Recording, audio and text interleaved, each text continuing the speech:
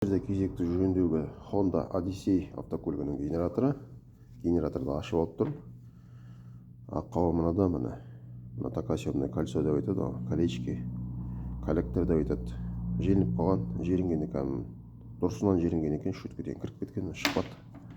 Шөтке қорап кеткен, сынып шықты, мына бытшыт болып. Ашып алып қойып тұрмын. Енді мына жағын полный прозвонкілеп қойып тұрмын. Ротор жақсы, 0,8 оң көрсетіп тұр. Подшипниктері жақсы, ешқандай шум жоқ. Сосын обмоткасы жақсы. Генератор жалпы усиление 12 диодикпен жүреді. Сосын диодный моста минус жаққа 413, плюс жаққа 423 сопротивление көрсетіп тұр. Артық подшипник бәрі жақсы. Енді корректор мен шөткісін ауыстырып, мына пайкреп мына жеріне салып, генераторды жинайтын боламын. Генератордың новый коллектор мен новый шөткісі келді. Шөткілері мынандай болады, биті закрытый. Ішіне өліктер осындай ұзын болады. Мына ескісі ғой қалған, дым қалмаған ғой. Мына ескі коллекторы, мына новый коллектор.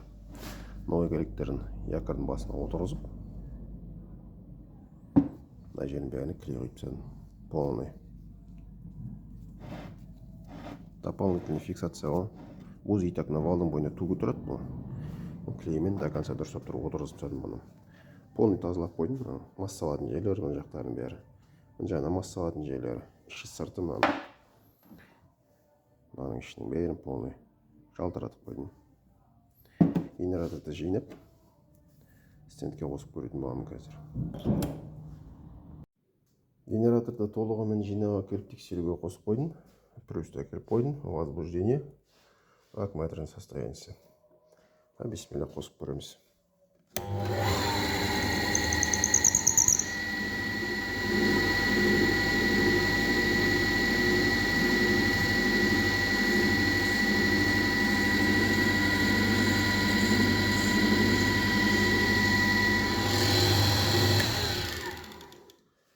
Генератор 14-те 4 зарядка беріп тұр, өте жақсы жұмыс жасап тұр.